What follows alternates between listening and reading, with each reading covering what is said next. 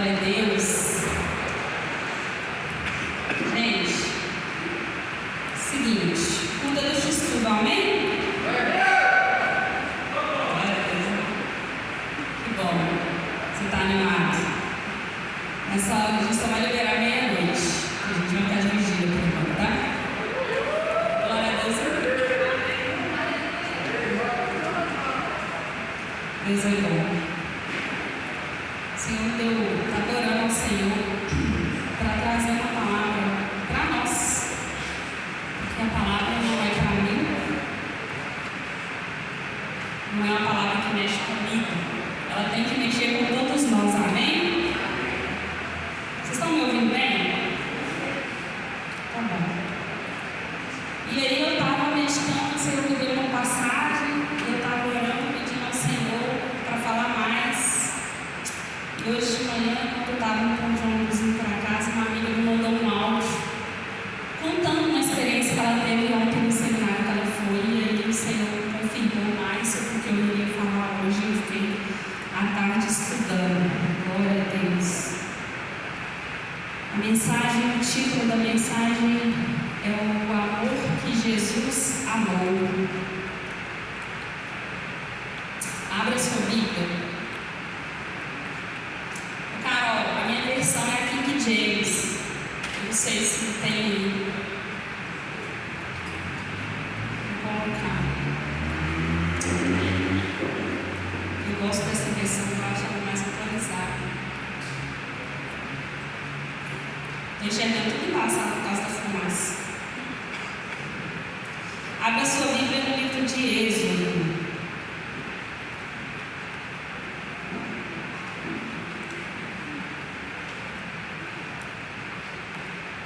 Segundo livro da Bíblia, depois de Gênesis.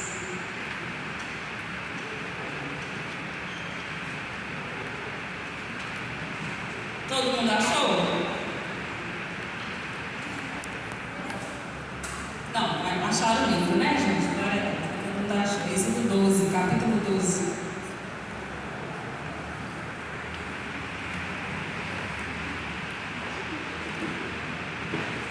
Amém? Glória a Deus. Diz assim a palavra do Senhor, a partir do verso 1. Disse o Senhor a Moisés e a Arão na terra do Egito: que este mês seja para vós o princípio dos meses, será o primeiro mês do ano. Falai a toda a congregação de Israel, dizendo: no dia 10 deste mês, que cada homem tome para si um cordeiro, para cada família, um cordeiro para cada casa.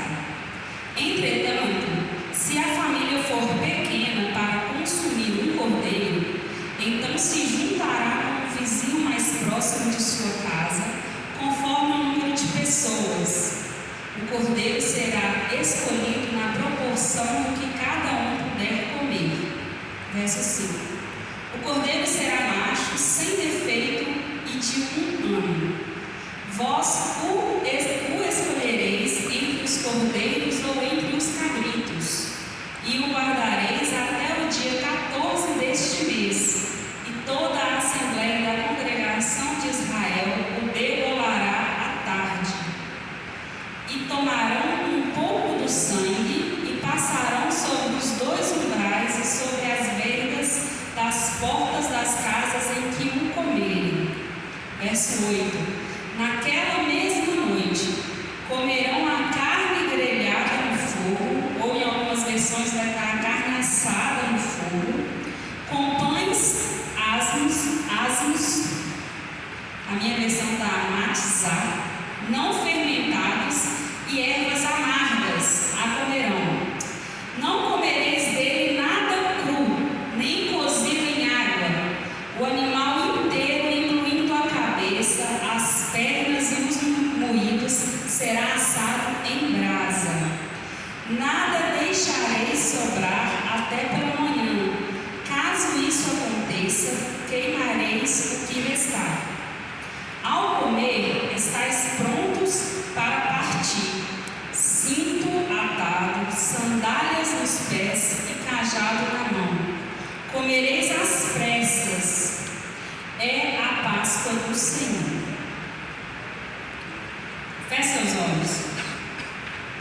Pai, essa é a tua palavra.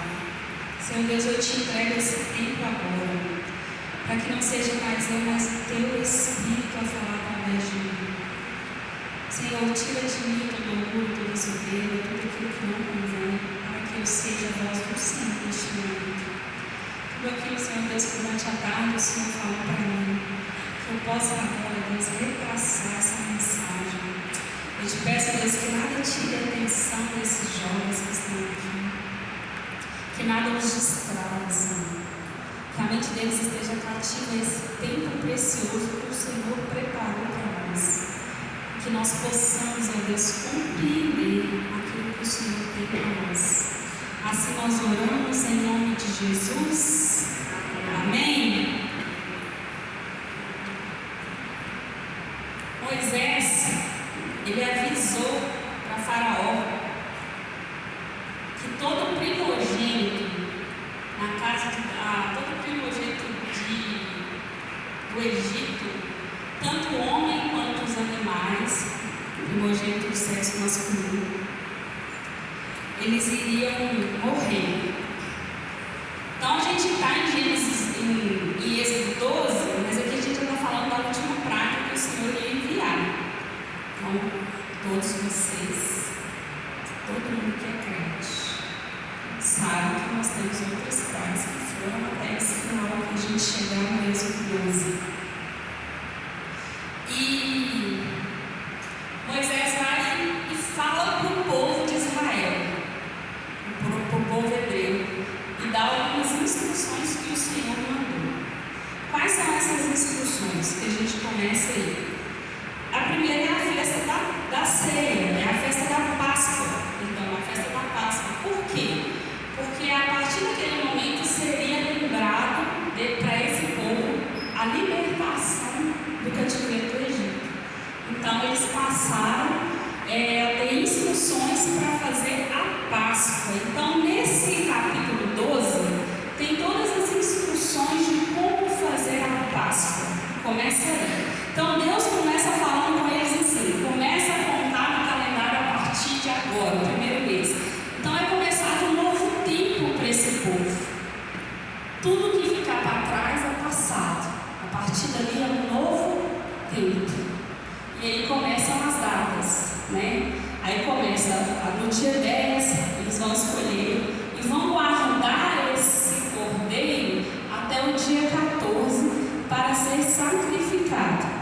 Parte do sangue ele seria colocado nos umbrais das portas para identificar que eles eram selados, né? Quando o espírito da morte passasse. Então todos vocês já conhecem essa parte. E a gente vai para uma coisa mais profunda sobre as instruções de cada casa que Deus deu para cada casa fazer. Então teria que sacrificar um cordeiro, o sangue seria aspergido, e a carne deveria ser consumida assada. Deveria ter os pães sem fermento e as ervas amargas. Aí a gente vai identificar cada coisa aqui. O pão sem fermento, que é o pão sem levedo, o que quer dizer o levedo? É um tipo de fermento que faz a massa crescer. E essa massa, esse tipo de fermento, o que ele causa? Gente, presta atenção que os meninos estão limpando certo isso do Senhor. Para mim, vocês vão perder, porque esse não é tão fácil de entender. E se vocês entenderem aqui agora, lá na frente vocês não vão compreender. Então presta atenção em mim. O fermento, quando ele cresce, ele também faz o pão crescer, a massa crescer, mas ele contribui para que essa massa estrague e mofe. Por isso que a instrução é que o pão seja sem fermento. E o fermento, em algumas traduções, em alguns estudos bíblicos, ele é também identificado como corrupção e pecado. Então, quando Deus fala para ser sem fermento, é um pão puro, certo? Então, essa é a instrução do pão. E aí, quando a gente fala do animal, por que não poderia comer cru o animal? Porque tem essa instrução: não pode comer cru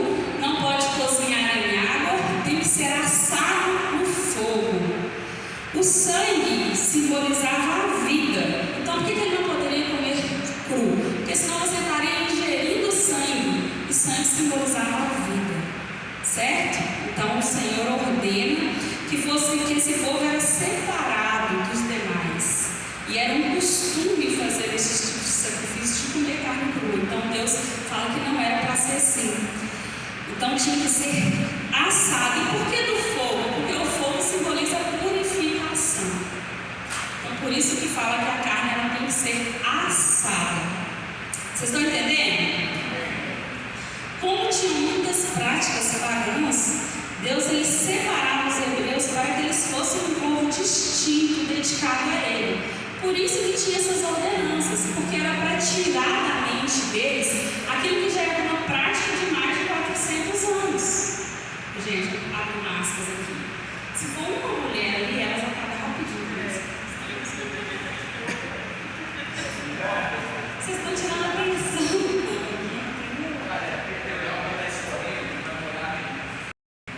Eram práticas pagãs comer carne crua. Eles tinham rituais de cozer a carne na água, né? Então, o Senhor ele queria esse povo separado. Tirar o povo do Egito e tirar deles as práticas que eles aprenderam ali. Então, havia essa ordenança do Senhor de mudar as práticas.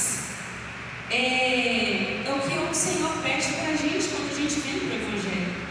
A gente tem que mudar, tem que nascer de novo. Porque se continuar com as mesmas práticas, não teve transformação. Então, quando a gente vem para a palavra, a gente aprende que se a gente não mudar de postura, a gente não mudar o jeito de vestir, o jeito de falar, as companhias, nada faz nada novo, né? E com isso, comer todo o cordeiro. Aí a gente fala assim, porque a instrução é comer tudo, incluindo a cabeça, as vísceras e os pés. O que são as vísceras? É as tripas, o intestino, o estômago, tudo que está aqui no meio da barriga do animal. E se o Senhor deu essa ordenança, é porque provavelmente eles não tinham o costume de comer os pés, a cabeça. Assim como hoje não tem esse costume, né? A gente faz um frango, não vejo ninguém comendo cabeça de frango. E pé de galinha, muita gente não gosta. Eu amo, mas tem gente que não gosta. Quem aqui não gosta de pé de galinha? Olha só, delícia, tá vendo? Mas se eu fizesse cabeça de galinha, todo mundo ia assustar, certo? E aqui o Senhor, Ele dá essa ordenança para comer tudo. Por que será? Por que Deus tem essa instrução? Então a gente vai ali, presta bastante atenção, que aí tem algo espiritual da parte de Deus. Os pés. Por que comer os pés? Para o povo permanecer no caminho e não se desviar. Aquele povo, eles iriam ir para uma trajetória de peregrinação a caminho da terra prometida. E eles tinham que manter o foco. Há 2 semanas eu ministrei aqui sobre a gente estar no caminho com foco em Jesus. Quem estava aqui mesmo. E isso era a instrução do Senhor. Por que comer os pés? Para que eles continuassem no caminho do Senhor. Por que comer as entranhas em algumas tradições, as tripas, as vísceras? Alguém aqui já comeu buchada de bode? Você já ouviu falar, né, gente? É feito de tripa, rim, é feito do estômago do bode. E essa carne, eu pesquisei, essa buchada, ela tem uma carne envolta de coisas, ela tem uma fonte de proteína altíssima e é rica em ferro e sais minerais. Então, por que Deus queria que esse povo comesse as vísceras? Para que eles estivessem fortes durante a trajetória, durante a caminhada deles. Para que eles estivessem sustentados, cheios de energia, porque eles passariam por um tempo difícil. E por que a cabeça? para que os pensamentos deles estivessem alinhados com os pensamentos de Deus. Então você vê que quando Deus fala para comer tudo, é porque existe algo importante nisso. Assim, toda instrução estava alinhada com os princípios espirituais e a identidade do povo de Deus, separado e obediente a Ele. E eles fizeram exatamente o que o Senhor pediu. E o que isso serve para a gente hoje? E o que tem a ver com o amor de Jesus? A igreja brasileira, no geral, ela não tem obedecido mais essa questão de comer todo o cordeiro. E aí eu vou dar um exemplo para vocês, o seguinte: quando eu convido alguém para ir na minha casa e eu vou oferecer um prato diferente, então quando você chama alguém para ir na sua casa, você vai fazer um churrasco na sua casa. Guilherme, você vai fazer um churrasco lá na sua casa para mim. Qual carne você vai assar para mim? Fala. Então, certo? Se você for fazer um tropeiro para mim, tipo, a gente que sabe cozinhar, você prepara aqui para cozinhar. Quem já fez tropeiro aqui? É Simone. Você já tentou, né? Então, se você for fazer um tropeiro lá na sua casa para mim, Simone, qual carne você ia me oferecer? A melhor. Qual carne? Poderia fazer. Que acompanha o tropeiro? Pode colocar um contrafilé, né? Para ficar uma carne bem gostosa, né? Contrafilé, a carne, Clarinha falou, costelinha com barbecue. Né? E aí dentro da igreja hoje está assim, ó. Eu quero só a melhor parte. Eu não quero comer cabeça, eu não quero comer pé, víscera eu não quero mesmo. Eu só quero a melhor parte. E aí eu quebro o princípio do Senhor. Porque aí o que a gente tem na igreja, eu falo na igreja em geral, que é o que a gente está vendo, eu acho que eu não estou enxergando isso sozinho. E a gente sabe disso pela gente ver quantas cadeiras vazias. É que as pessoas não estão comendo os pés do cordeiro, nem aos pés do cordeiro, eles estão se desviando do caminho. O foco não é mais o cordeiro, e sim uma balada, um emprego melhor, dinheiro, propriedades, carro, namorado, casamento. É isso agora o foco. Porque não se come mais aos pés do cordeiro, muito menos os pés do cordeiro.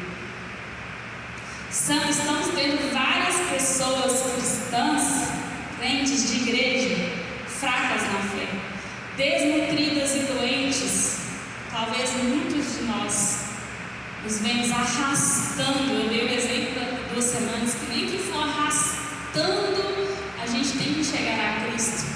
Mas por que tem que ser arrastando se a gente pode ir de pé? Porque muitas vezes a gente não está sendo nutrido pelas vísceras, por aquilo que dá proteína, que é fonte de ferro e energia do cordeiro. Que a gente não quer comer coisa ruim. Depois eu vou explicar porque é ruim. E quantas vezes a gente não tem, e também não temos comido a cabeça.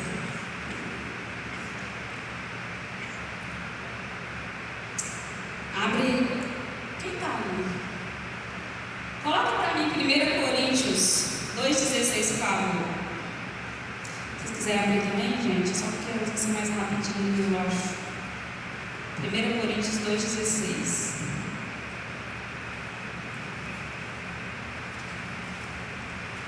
Não, não é essa não. Eu coloquei errado? Não, eu coloquei errado.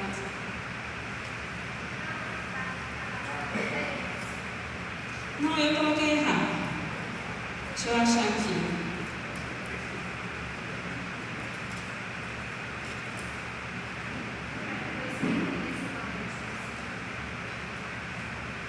Eu tinha colocado outra coisa. Eu vi filhas ali. 1 Coríntios 2,16. Quem jamais conheceu a mente do Senhor para que possa instruí-lo, todavia nós temos a mente de Cristo. E muitas vezes, quando a gente abre mão de comer a cabeça do cordeiro, a gente está falando isso de forma figurada, certo? A gente não tem pensado como Cristo, não temos a mente de Cristo, não temos a transformação da mente, metanoia, e estamos sendo envolvidos com as coisas do mundo. Estamos sendo aliciados, estamos sendo atraídos para as coisas do mundo, para as coisas seculares, melhor dizendo, né? Porque tem coisa que você pensa, mas isso não é pecado, isso não tem nada a ver. Mas isso te afasta do Senhor, te tira do caminho, muda o seu foco. Quando você acha que você já estudou, você já está doente, espiritualmente falando. Hoje a gente não sabe ser igreja em unidade. Temos dificuldades de ter comunhão. Preferimos ficar em casa com as séries, preferimos ficar em casa, preferimos ficar assistindo um filme, ficar debaixo da coberta, ou ir para qualquer outro lugar, menos estar em unidade. Temos dificuldade de fazer encontros como esses, de onde a gente temos a oportunidade de visitar uma outra igreja, de fazer uma conexão, um intercâmbio, e aí quando você vai, passa a lista, jovem, fora a equipe do louvor, vai.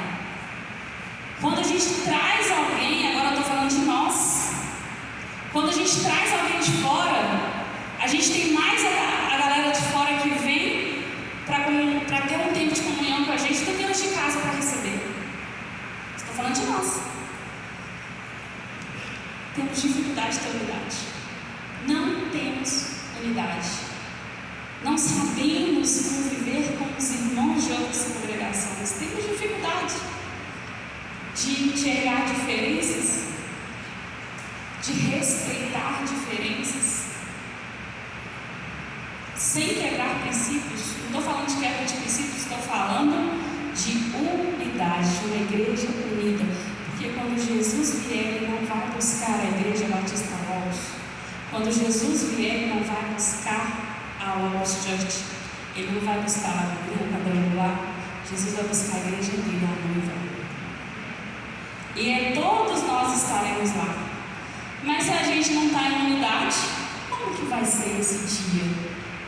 Se a gente não está em unidade? Se o crente briga com o outro por causa de política, por causa de ideologia, como que a gente vai fazer? Se a gente não respeita a diferença do outro. Se a pessoa me magoa, e eu falo, eu perdoei, mas é ela lá e eu cá. Como que é isso? Se eu não sei ser amigo, se eu não converso com a pessoa que está dentro da igreja comigo, se dentro do ministério que eu participo, eu fico insatisfeita com alguém, eu não cumprimento aquela pessoa que vai estar naquele tempo comigo, eu não tenho comunhão com quem vai estar comigo. Se eu sou do ministério de louvor, eu chego e eu não cumprimento os meus irmãos que vão tocar comigo, eu não tenho diálogo, eu não tenho uma comunhão com eles. Você espera que Deus recebe o louvor que vocês fazem? Se eu vou trazer a palavra aqui, mas eu não tenho comunhão com nenhum de vocês, eu chego na hora da palavra, venho aqui, ministro a palavra, vou embora, não pego na mão de ninguém, não converso com ninguém, vou segregar. Mas eu aprendi a agregar, porque eu segregava. Glória a Deus, agora eu não segrego mais, né? Agora eu aprendi a agregar. Porque o Senhor nos transforma. E através da palavra dele a gente aprende que eu só posso amar se eu ser transformada. Como que eu vou amar meu irmão se eu não sei respeitar? Se eu não cumprimento?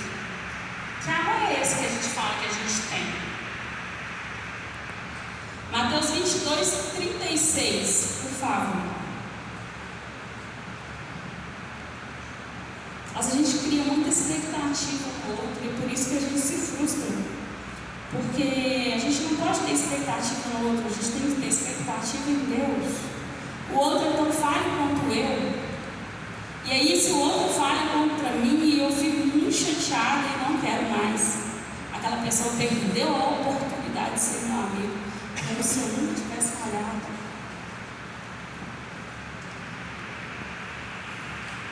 A gente vai até o 40, viu, Lara? Mestre, qual é o maior mandamento da lei? Asseverou-lhe Jesus: amarás o Senhor teu Deus de todo o teu coração, de toda a tua alma e com toda a tua inteligência. Este é o primeiro e maior dos mandamentos. O segundo, semelhante a este, é: amarás o teu próximo como a ti mesmo. A estes dois mandamentos estão sujeitos todas as leis e os profetas. Amarás o Senhor teu Deus de todo o coração. Você ama a Deus? Quem ama a Deus? A Deus, né? Também. E o próximo? Você ama mesmo? Olha para dentro de você. Você tem certeza que você ama o próximo? Esse amor que a gente diz que sente, baseado em Mateus 14, 21. Mateus 14. Volta um pouquinho. Mateus 14.